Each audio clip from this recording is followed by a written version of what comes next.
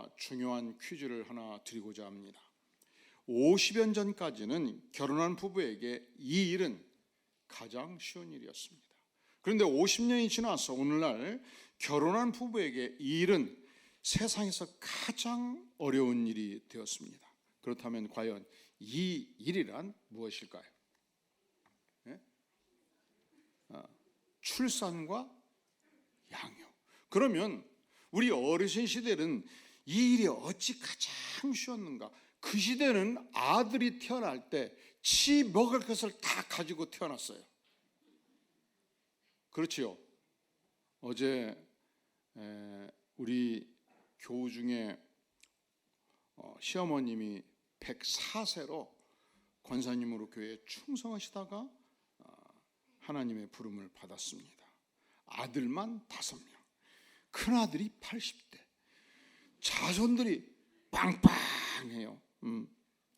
근데 그 시대는 결혼해서 단칸방에 부엌도 없이 살면서 5명, 7명, 10명 쑥쑥 낳고, 그리고 전 세계에서 가장 가난한 나라 그 시절에서 초특급 10대 강대국이 될 때까지 다 잘 먹고 잘 살았어요.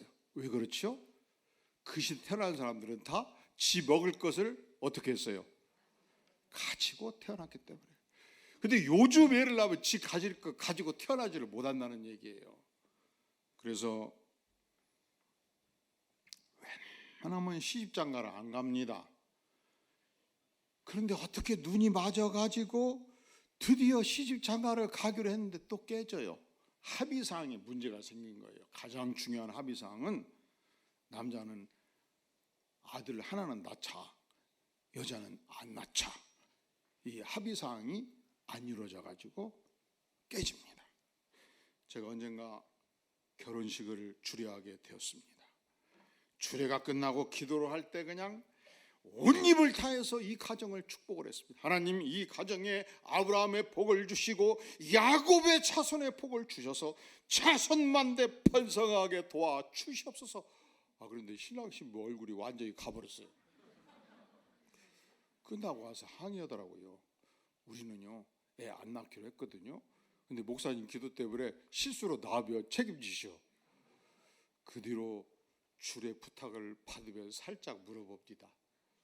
결혼 계획이 어떻게 되는지, 어떻게 살 것인지, 애 낳을 거냐 안 낳을 거냐 먼저 물을 수가 없잖아요.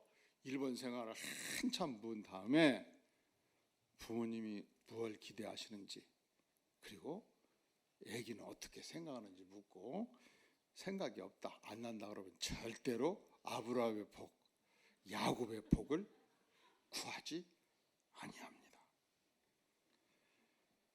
예, 양육이 진짜 어려운 시대가 됐어요. 요즘은 총각이고 처녀고 40 될 때까지는 노총각도 없고 노처녀도 없어요. 몇 될 때까지? 예. 이제는 보편화 현상을 보여준단 말이죠. 그만큼 양육이 어려운 시대입니다. 유명한 영국 수상인 윈스턴 처칠이 현직 수상으로 있을 때의 일입니다. 한 신문사에서 이렇게 유명한 윈스턴 처칠을 가르친 스승들, 선생님들 자세히 조사를 해서 인터뷰하고 기획 기사를 냈습니다. 제목이 위인 윈스턴 처칠을 만든 스승들.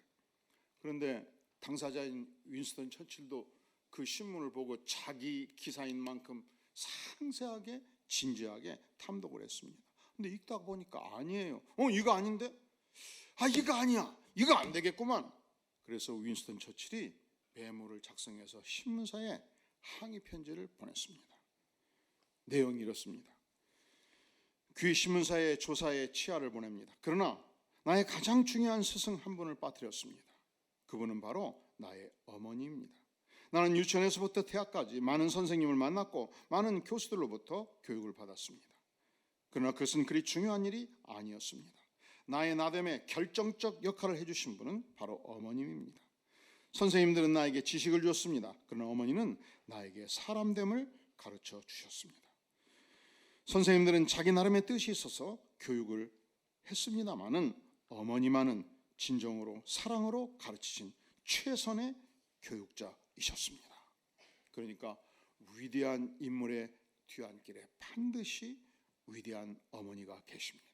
어머니의 뜨거운 눈물, 간절한 기도, 헌신적인 사랑은 어떤 스승과도 비교 불가능한 은혜의 선물입니다.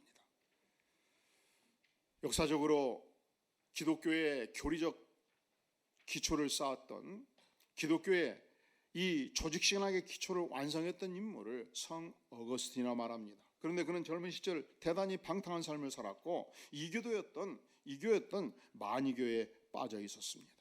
그때 어머니 모니카는 아들을 위해서 눈물로 기도했습니다. 가장 먼저 새벽마다 강단에서 기도했던 여인이 모니카였습니다. 그때 담임 목사였던 암브로시우스, 그 시대 유명한 설교자였던 암브로시우스가 모니카를 향하여 묻습니다. 도대체 무엇을 위해서 기도하시오? 내 아들이 이만저만해서 방탕하고 내 아들이 이만저만해서 만이교에 빠져 있습니다. 하나님께서 어머니의 기도를 결코 멸시치 아니할 것이요, 암브로시우스의 격려의 말씀이었습니다. 결국 성 어거스틴은 어머니의 기도를 통해서 회심했고 하나님의 종이 되었고 위대한 성자가 되었고 기독교 신학의 초석을 깔게 된 것입니다. 그래서 오늘날도 우리가 어거스틴을 지칭할 때는 성 어거스틴, 세인트 어거스틴이라 말하죠. 어머니의 특별한 은혜였습니다. 영국의 기독교 역사를 보면 종교개혁 이후 18세기에 들어서서 영국 교회가 복음의 능력을 상실했습니다. 교회가 일종의 사교장으로 전락하기 시작한 것입니다. 교회 가면 영적으로 냉랭하고 공허한 교회상의 모습을 보여주었습니다. 그때 요한 웨슬레는 영국 전역을 말 타고 다니면서 열심히 복음을 전도했고 설교 사역을 진행을 했습니다. 그가 50여 년 동안 하루 평균 2번을 설교를 했습니다. 그는 약 230여 권의 기독교 저수를 남겼던 전무후무한 인물이었습니다. 그리고 그의 동생이었던 찰스 웨슬레는 하나님으로부터 특별히 찬송시의 은사를 받았는데 평생 동안 5,000곡을 작곡하게 된 것입니다. 저는 성가대원도 존경해요. 매주 성가 연습하면서 한 곡이 얼마나 힘들어요. 그런데 요한 웨슬레의 동생 찰스 웨슬레는 몇 곡을 작곡했다고요? 5,000곡. 놀라질 않아. 몇 곡? 5,000곡. 그런데 이 기독교 역사상 하나님께 쓰임받은 위대한 인물 찰스 웨슬레, 요한 웨슬레의 뒤안길에 헌신적인 어머니의 기도가 있었습니다. 그러니까 다음 세대를 위해서 그리고 우리의 자녀들을 위해서 어머니와 아버지, 부모의 헌신적인 기도 뒷받침이 절대적으로 중요하다는 사실을 우리는 기억하지 아니할 수 없습니다. 그렇다면 여러분은 부모로서, 교사로서, 어머니로서, 아버지로서 여러분의 자녀들을 위해서 어떻게 헌신하고 있습니까? 오늘 본문에는 역사상 전무후무한 인물 모세라는 인물이 등장합니다. 모세는 그가 태어났을 때 이스라엘 전 역사를 통해서 가장 암울하고 어두운 시대에 태어났습니다. 왜냐하면 그가 태어났을 때 이스라엘 전 백성은 애굽 사람들의 노예가 되어 있었습니다. 그는 노예의 아들로 태어났습니다. 그리고 애굽 왕 바로는 이 전 이스라엘 백성들을 말살시켜서 민족 자체를 지상에서 없애버리고자 계획했던 위기의 시대였습니다. 그는 히브리인의 남자가 탐생아들 나마가 태어나거든 산파들에게 죽이라고 이미 명령을 했고 만약에 실수로 살아남다 한들 나일 강가에 던져서 죽일 것을 모든 히브리 민족의 어머니 아버지들에게 이미 명령한 상태였습니다. 자, 모세 어머니 요게벳은 어떤 인물입니까? 신분이 노예지요, 여성으로서 경제력이 없었지요, 또한 사회적 발언권이 약했지요. 그런데 그가 하나님을 경외하고 하나님의 말씀은 철저히 따랐던 인물입니다. 히브리서 11장 23절에서 보면은 믿음으로 모세가 태어났을 때 그의 부모가 아름다운 아이임을 보고 석 달 동안 숨겨 임금의 명령을 무서워하지 아니하였다, 그렇게 기록하고 있습니다. 그 시대 애굽의 황제는 사람을 죽일 권세, 살릴 권세가 있었습니다. 강력한 절대 권력자였습니다. 그럼에도 불구하고 하나님을 두려워했기 때문에, 하나님을 경외했기 때문에 임금의 명령을 무서워하지 아니했다, 성경은 말씀하고 있습니다. 하나님께서 나에게 하나님의 백성의 아들로서 모세를 주셨습니다. 하나님의 아들입니다. 임금이 무엇라 병하든 나는 하나님께서 내게 주신 한 생명을 보존하겠습니다 하고 아기를 살려낸 것입니다. 하나님의 그 손에, 하나님의 위대한 손길에 자신의 삶을 드린 것입니다. 오늘 성가대에서 아주 우렁차게 찬양을 했잖아요. 하나님의 손에 자신의 삶을 드리라 외치지 않습니까? 그렇게 모세 어머니 요게벳은 하나님의 손에 자신의 생명과 결정을 맡기게 된 것입니다. 문제는 석 달이 지났습니다. 아기가 그래요. 태어나면 힘이 약하지요. 그런데 한 달이 지나고 두 달이 지나면 튼실해지지요. 석 달이 지나니까 울어도 우렁차게 울지요. 도무지 숨길 수가 없었습니다. 어떻게 해야 되겠습니까? 하나님께서 이 아들을 더 이상 숨길 수 없사오니 어찌하면 좋겠습니까? 하나님께 묻고 물었습니다. 모세 부모가 가진 신앙의 첫 번째 특징은 절대 권세자의 명령을 두려워하지 않고 살아계신 하나님만 두려워하는 믿음, 여호와 하나님을 온전히 신앙하는 믿음, 이것이 첫 번째 특징이었죠. 우리는 교회 생활하면서 하나님이 어떤 분을 잘 사용하시는가 물으면 이런 생각을 해요. 하나님은 그래도 세상에서 권세 있는 자를 쓰시는 것 같다. 그래도 세상에서 힘인 자를 쓰시는 것 같다. 그래도 세상에서 재력가를 쓰시는 것 같다. 그렇습니다. 하나님은 힘 있는 자를 쓰실 권세가 있습니다. 그런데 동시에 하나님은 세상에서 아무리 보잘것없다 할지라도, 신분이 비록 노예라 할지라도, 세상에서 버림받은 존재라 할지라도 그가 하나님을 경외할 때, 그가 하나님만을 신뢰할 때, 세상 권세를 두려워하지 않은 하나님의 은혜가 있을 때 하나님은 그의 신분에 관계없이, 그의 소유와 관계없이 그 인생을 소중하게 사용하시는 것입니다. 고린도전서 1장 27절은 말씀합니다. 그러나 하나님께서 세상에 미련한 것들을 택하사 지혜 있는 자들을 부끄럽게 하려 하시고, 세상에 약한 것들을 택하사 강한 것들을 부끄럽게 하려 하시며, 하나님께서 세상에 천한 것들과 멸시받는 것들과 없는 것들을 택하사 있는 것들을 폐하려 하시나니 이는 아무 육체도 하나님 앞에서 자랑하지 못하게 하라 하심이라. 우리는 아무리 세상에서 권세가 있다 할지라도, 아무리 세상에서 고관 대작이라 할지라도, 아무리 세상에서 유명 인사라 할지라도 하나님 앞에서 자랑 못하게 하신다 말씀하십니다. 하나님은 소유를 통해서, 권세를 통해서 역사하시는 분이 아니요, 하나님은 하나님의 권세로 하나님을 경외하는 인물들을 소중하게 사용하신다, 그렇게 말씀을 하시는 것입니다. 연세대학교 총장 중에 백낙준 박사가 있었습니다. 그의 아버지 이름이 백사경. 문제는 태어나면서부터 시각장애인이었어요. 그 시대 시각장애인은 1800년대 후반 아무것도 할 일이 없었습니다. 안 보이니까 거렁뱅이 신세였습니다. 그래서 자식들 먹여 살려야 되니까 어찌하노 거리에 좌판을 놓고 점치는 일을 했습니다. 점쟁이가 된 것입니다. 그런데 어느 날 한 전도사가 와서 계속 외쳤습니다.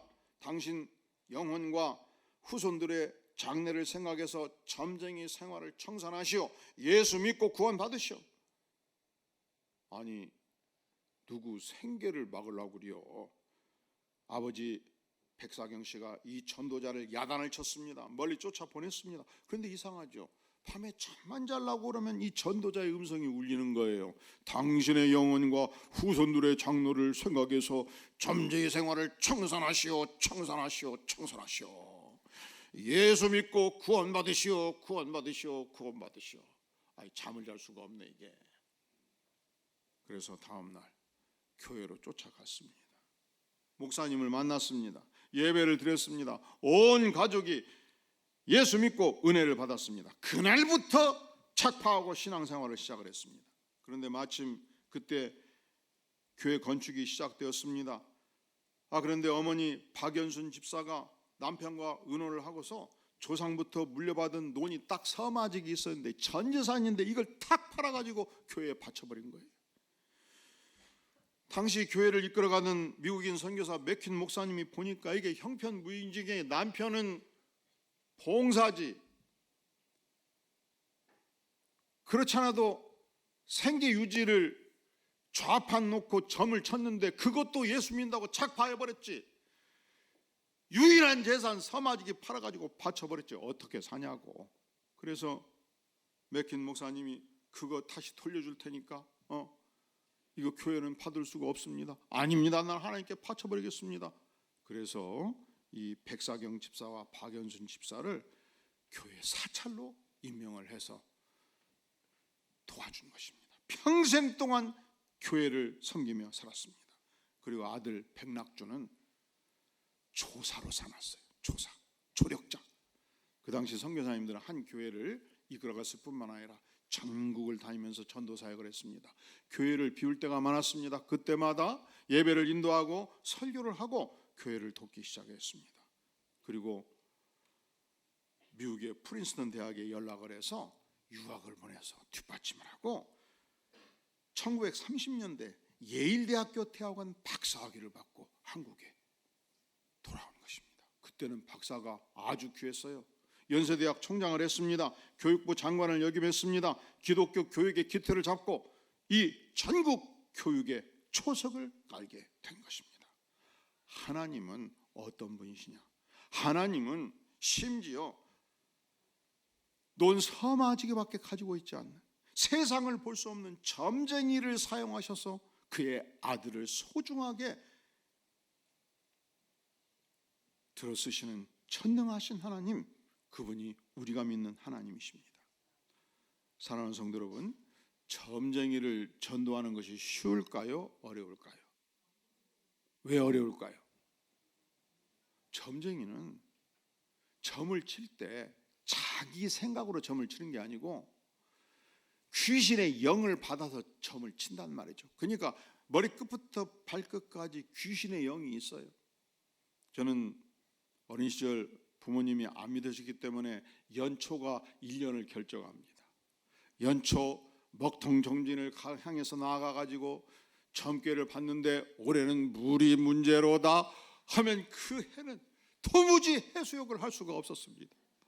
그 좋은 편산 해수욕장, 선유도 해수욕장 갈 수가 없었습니다.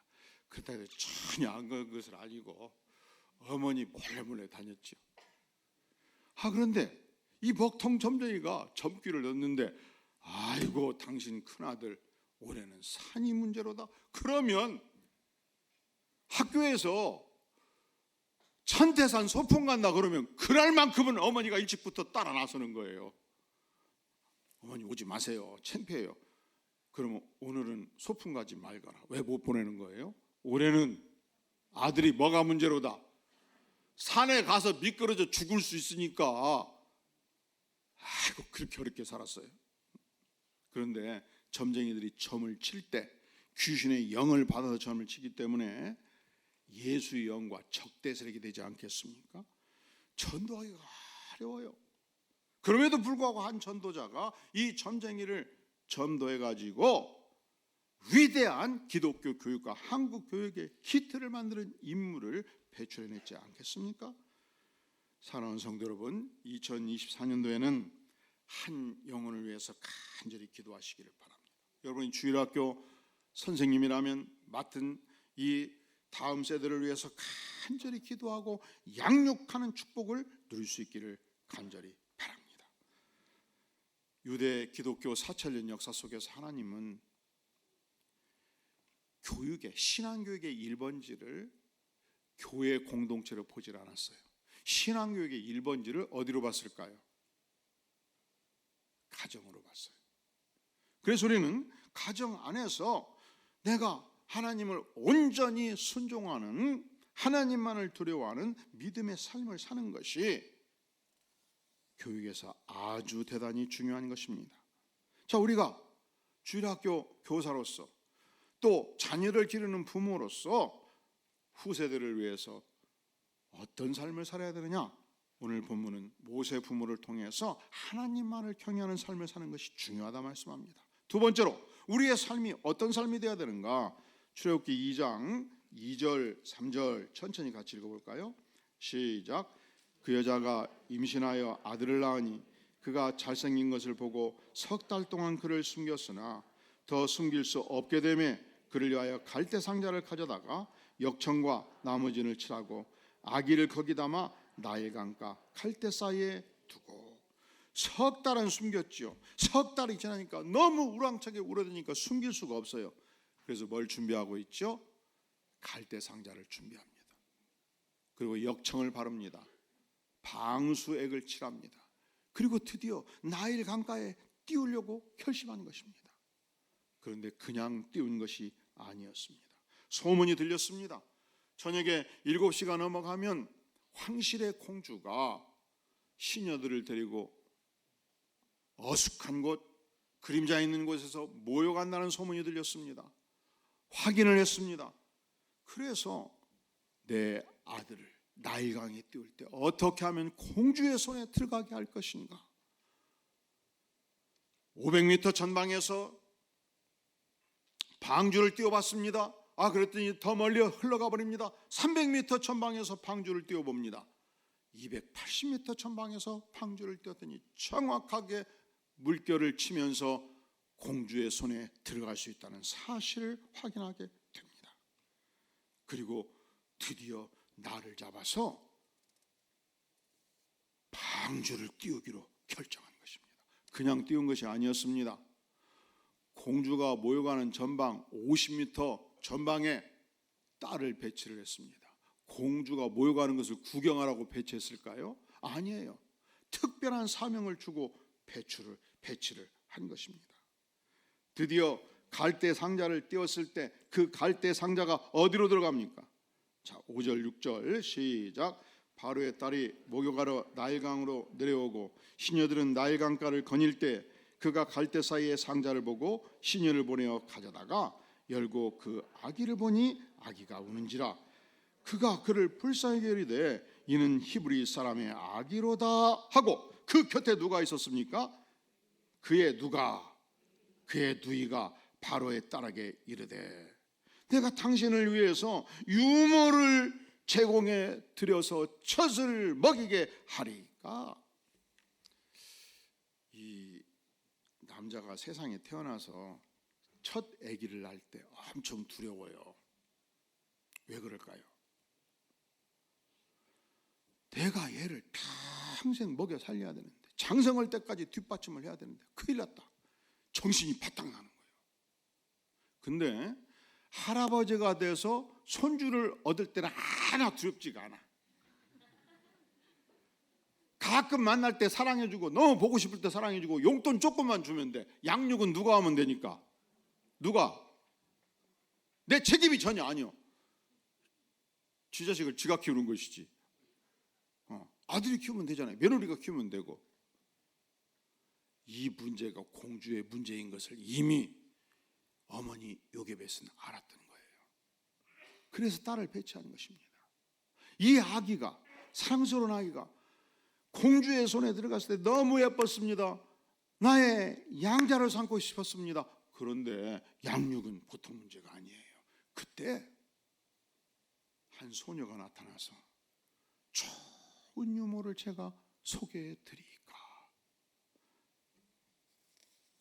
그러니까 요게벳은 자기가 낳은 아들을 월급을 받으면서 젖을 먹이게 된 거예요. 200만 원 한 달에. 자기가 낳은 아들을 200만 원 월급을 받으면서 모국어를 교육시킬 수가 있었던 거예요. 자기가 낳은 아들을 월급을 받으면서 여호와 신앙 교육을 시킬 수 있었던 거예요. 여러분 중에 지금까지 살면서 지 아들을 매월 월급 받으면서 젖을 먹이고 언어 교육을 시킨 사람 들어보셨습니까? 놀라운 기적의 역사를 하나님께서 베풀어 주신 것입니다. 하나님, 내가 어찌하든지 하나님의 말씀 따라서 하나님의 백성인 이 아들을 살리기 위해서 최선을 다하겠습니다. 하나님이 요게벳 어머니의 최선의 헌신을 값지게 받으신 것입니다. 이기풍 선교사님을 기억하시나요? 제주도 최초 선교사고 대한민국 최초 선교사였습니다. 이 한반도의 선교 역사가 시작된 것이 1885년도입니다. 몇 년이라고요? 1885년도에 4월 5일 날 이 연세대학교를 창설한 언더우드와 감리교를 창설한 아펜셀러가 제물포로 들어오면서 최초 선교가 시작이 되었습니다. 그리고 22년이 지나서 1907년도 한국교회는 7명의 목사 안수를 배출하게 되는 것이죠. 7명의 목사님을 배출하죠. 그 중에 한 명이 이기풍 목사였습니다. 그는 목사 안수를 받고 1년 후 1908년도 제주도 선교사로 파송됩니다. 제주도에 가보니까 도무지 말이 통하지가 않아요. 제주도 원래 방언이 굉장히 심하거든요. 언어가 안 통합니다. 열심히 언어를 익혔습니다.